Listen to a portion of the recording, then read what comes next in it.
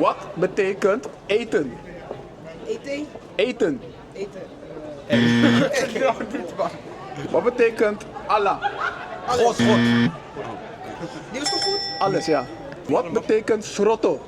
Sleutel. Wat betekent pata? Schoenen. Oké dan. Wat betekent lobby? Lof.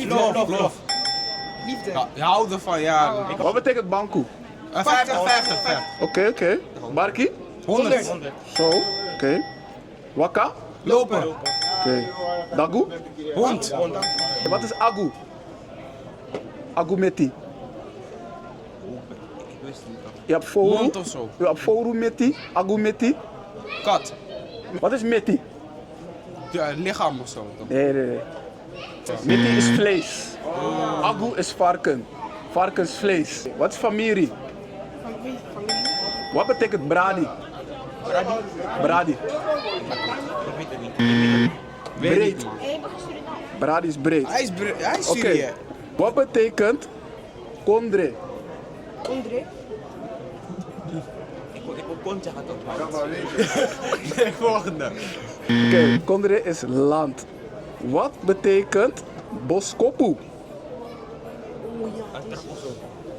Zeg dat ook. Nee. Boskopu. Volgende. Volgende, oké. Boskopu is boodschap. Oké, deze is makkelijk. Goed luisteren. Wat betekent biggie? Groot. Oké dan. Wat betekent ching? Sukkel. Nee. Ja. Ching. Wat is omgekeerd van groot? Klein.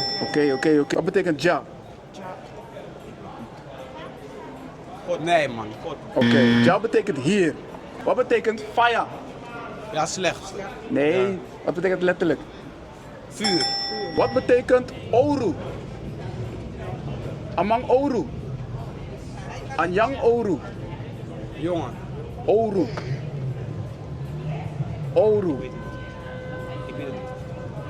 Aboy kong oru.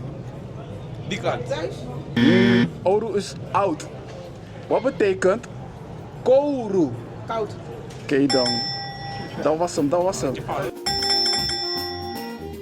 Bedankt voor het kijken. Abonneer nu, zodat je makkelijk de taal van Suriname kan leren. En als je deze video interessant vond, check dan de volgende video. Want wat je daar gaat leren, wil je echt niet missen.